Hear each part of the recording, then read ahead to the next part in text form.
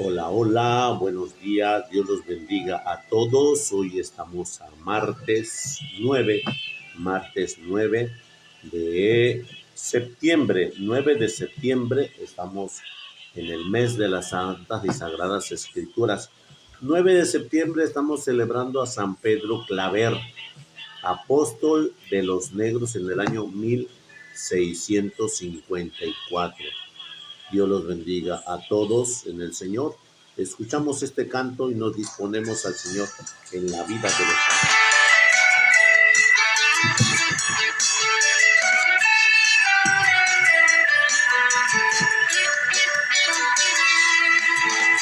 Nadie te amará más que Jesús. Solo en Él está la plenitud. Nadie te amará más que Jesús. Solo en Él está, solo en Él está la plenitud del amor. Su amor por mí no tiene fin y es tan especial que veo surgir en mi interior la gran necesidad de ofrecer mi vida hoy y así corresponder a tan inmenso don, a su infinito amor. Nadie te amará más que Jesús. Solo en Él está la plenitud. Nadie te amará más que Jesús. Solo en Él está, solo en Él está la plenitud del amor. Él es mi Dios, mi Salvador, mi anhelo es ver su faz. Por mí murió y vivo en Él, es mía su misión. Su embajador yo quiero ser al proclamar su paz y reflejar su amor desde mi corazón. Nadie te amará más que Jesús. Solo en Él está la plenitud. Nadie te amará más que Jesús. Solo en Él está, solo en Él está la plenitud del amor. Nuevo apóstol yo quiero ser, con fuego en el corazón daré la gloria a Dios. Nuevo apóstol yo quiero ser, con fuego en el corazón sembrar la salvación. Nadie te amará más que Jesús, solo en Él está la plenitud. Nadie te amará más que Jesús. Nadie te amará más que Jesús. Solo en Él está,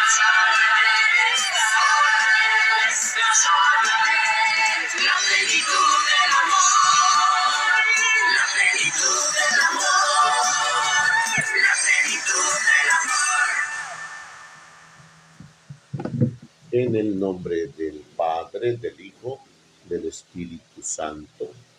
Amén. San Pedro Claver, apóstol de los negros en el año 1654. El Papa León XIII, cuando leyó la vida de San Pedro Claver, exclamó: "Nunca una biografía me había impresionado tanto como esta".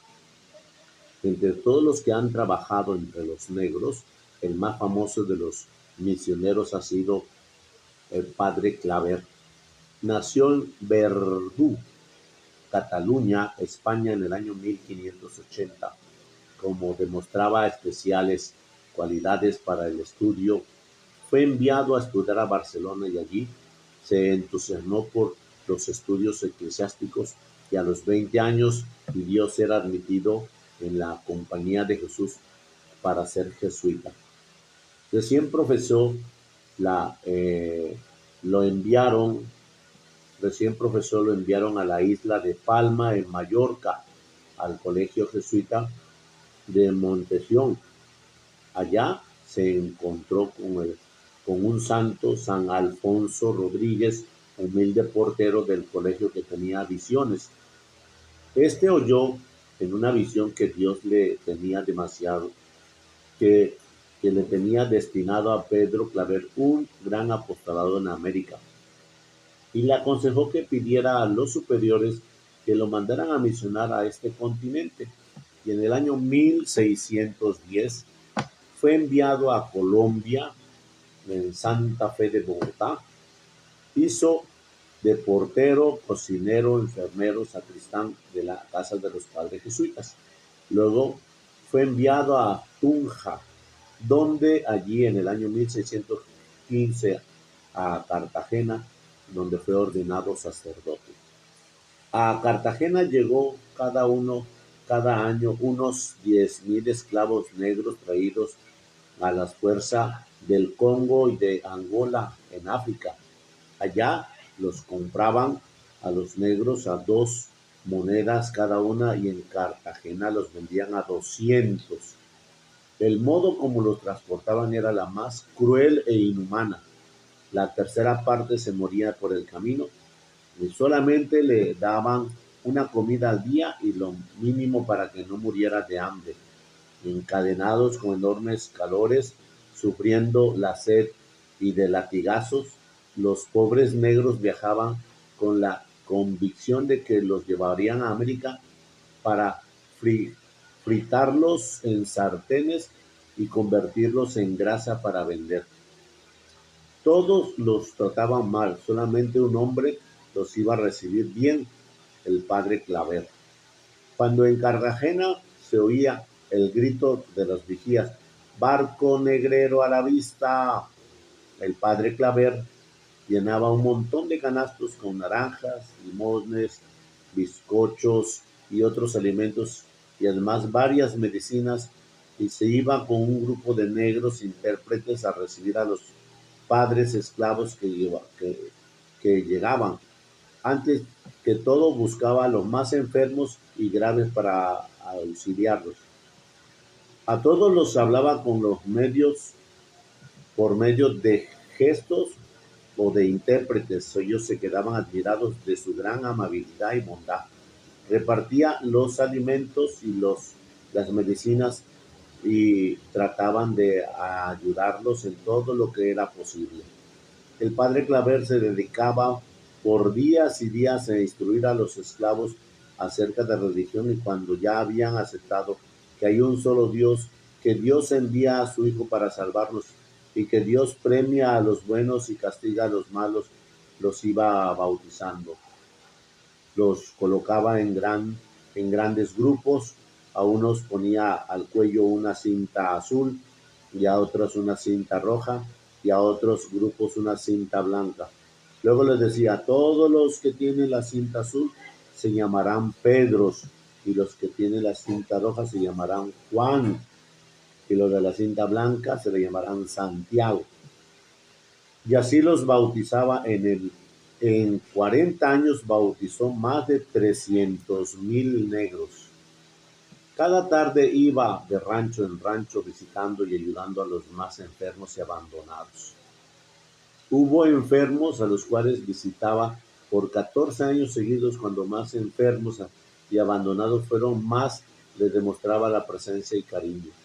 Cuando las personas lo buscaban para pedirle favores, a confesarse, él siempre prefería al primero a los esclavos negros y cuando los señores ricos se disgustaban por eso, les respondía, ustedes encontrarán siempre fácilmente quien las atienda.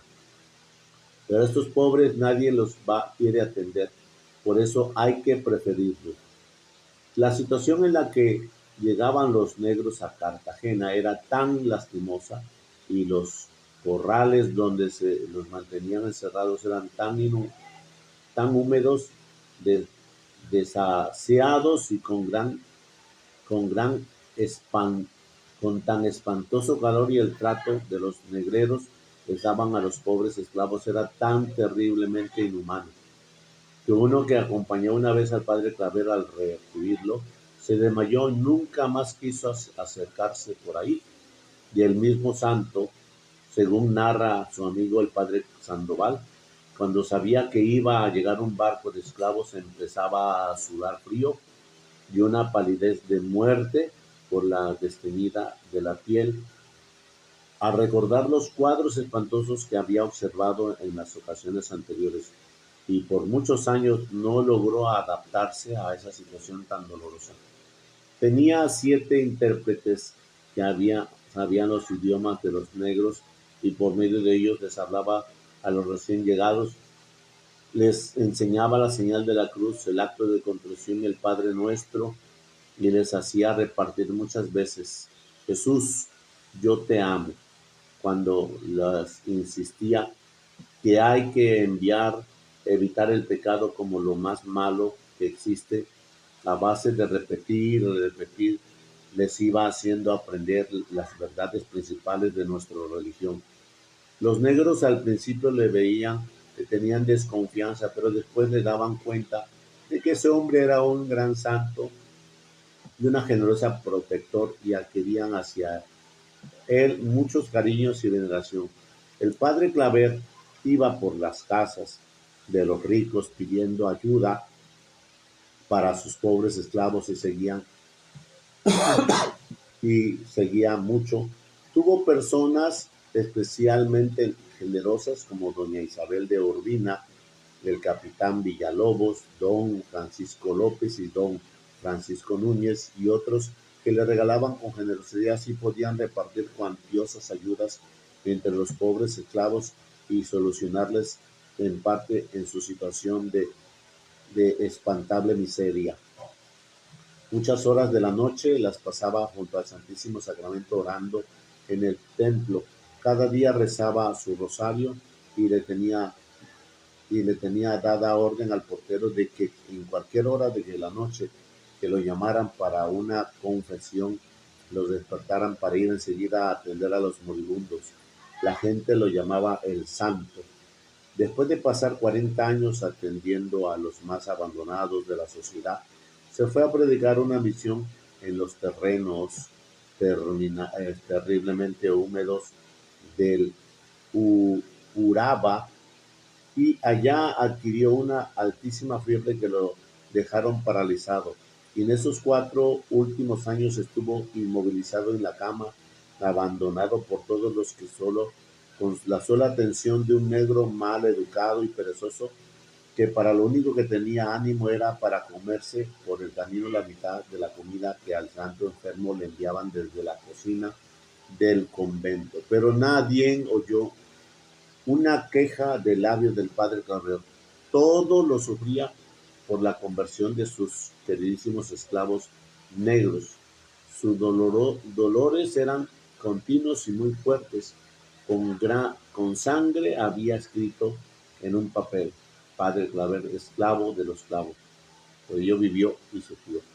El 8 de septiembre del año 1654 murió santamente, y el nuevo fue sepultado en medio de un gentío inmenso.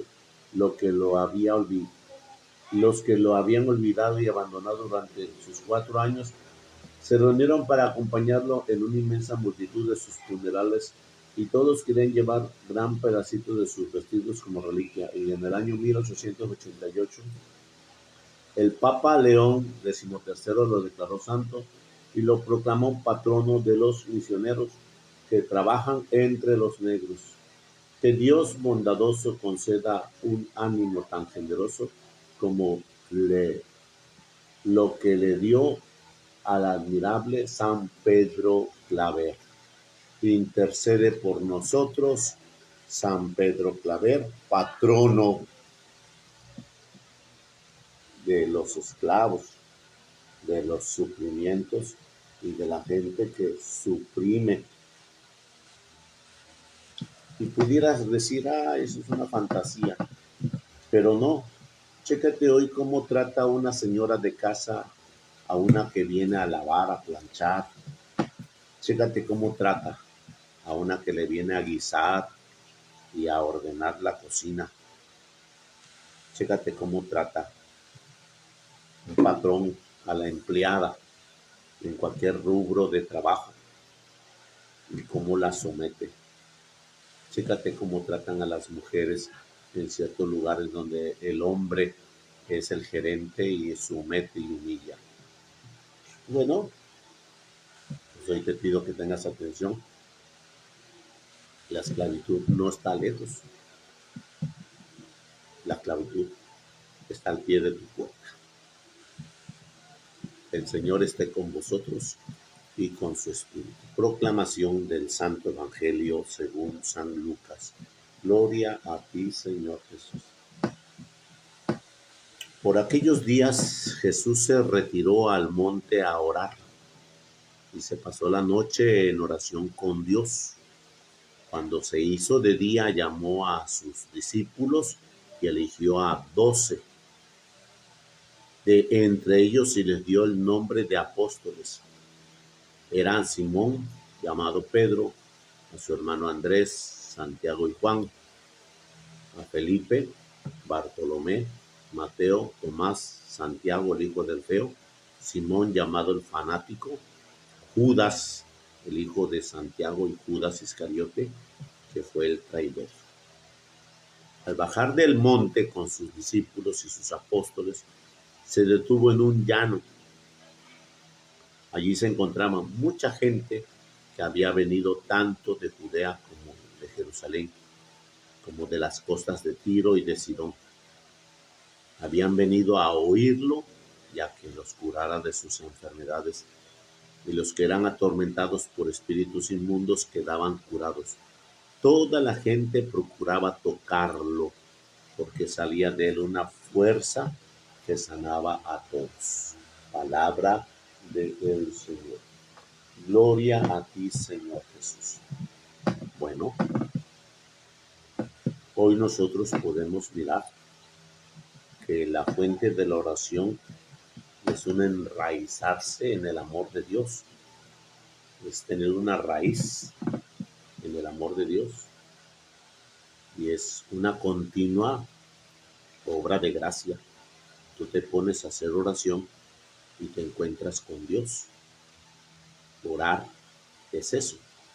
Me pongo enfrente de su presencia, de nuestro Padre Dios, y ahí es donde el Señor nos habla con este margen de estar en una comunión permanente, una comunión permanente.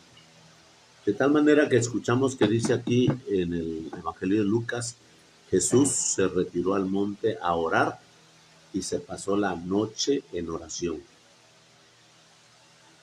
Es importante mirar que a veces no vas a poder dormir, ya sea por el clima, por tus preocupaciones, porque Dios te pide que estés a su lado, y el no poder dormir es como tenemos una cita tú y yo. Y cuando tenemos una cita, tienes una situación de estar alerta, de estar en guardia. ¿Qué me falta? ¿Qué me falta? Entonces, la oración que nos constituye un enraizamiento, una raíz de nuestra vida. Miremos qué es lo que es una raíz.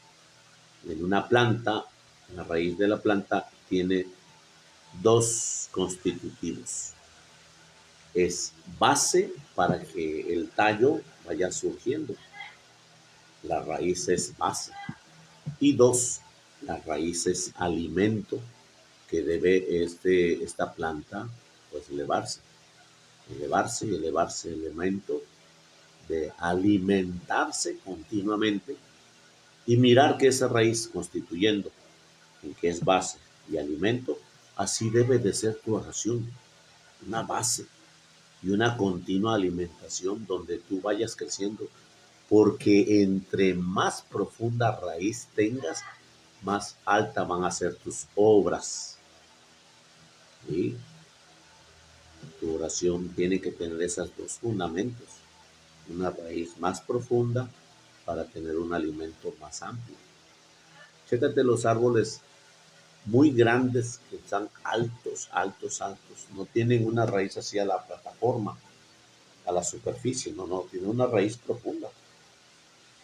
Se van y se expanden, se van y buscan los venderos de agua y se van y se enraizan. Y el árbol está bien frondoso, bien alto, bien. Entonces la raíz va constituyendo el eje para que el árbol no se caiga tan fácilmente y que siga siendo el nutrimiento, la nutrición de ese árbol. Entonces, ¿de qué calidad es tu oración? Porque muchas veces la llenamos de cantidad. Pues ya hice rosario, ya hice mi laude, ya hice mis oficios, ya hice la coronilla, ya hice... Es cantidad. Y no se trata de que tengas una cantidad de raíces. Se trata de que tengas un alimento en tu raíz. Por eso mismo escuchamos que momentos vendrán en donde el Señor nos dirá hacer oración toda la noche. Porque tienes que tener una decisión adelante. Jesús decide para nombrar a 12 varones para que sigan el plan de salvación, sigan la obra de Dios, sigan el proyecto divino del Señor, y ahí el Señor se manifieste en su amor. Por eso, después de darle esa mención a los 12, de mencionar a todos los que Él quiso, escúchalo bien, llamó a los que Él quiso.